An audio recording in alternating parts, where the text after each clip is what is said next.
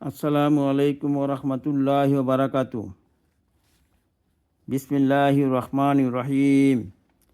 হযরত আবু দারদা রাদিয়াল্লাহু আনহু হইতে বর্ণিত আছে যে তিনি বলেন, আমি রাসূলুল্লাহ সাল্লাল্লাহু আলাইহি সাল্লামকে ইহা বলিতে শুনিয়াছি, কোনো ব্যক্তি যদি অন্য কাহারও দ্বারা শারীরিক কষ্ট পায় অতঃপর সে তাহাকে মাফ করিয়া দেয়, তবে আল্লাহ তাআলা ইহার কারণে একটি মর্যাদা বুলন্দ করিয়া দেন ও একটি গুনাহ মাফ করিয়া দেন।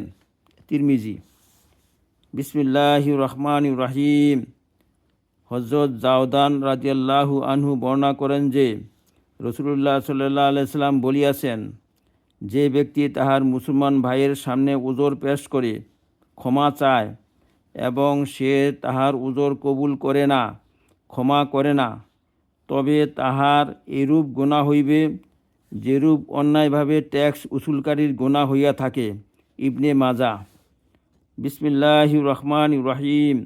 হযরত আবু হুরায়রা রাদিয়াল্লাহু আনহু বর্ণনা করেন যে রাসূলুল্লাহ সাল্লাল্লাহু আলাইহি সাল্লাম বলিয়াছেন, হযরত মুসা ইবনে ইমরান আলাইহিস সালাম আল্লাহ তাআলার দরবারে আরজ করিলেন, হে আমার রব, আপনার বান্দাদের মধ্যে আপনার নিকট বেশি সম্মানী কে?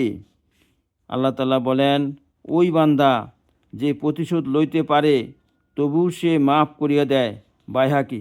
ইয়া আল্লাহ, আমাদেরকে আমল করার তৌফিক দান করুন।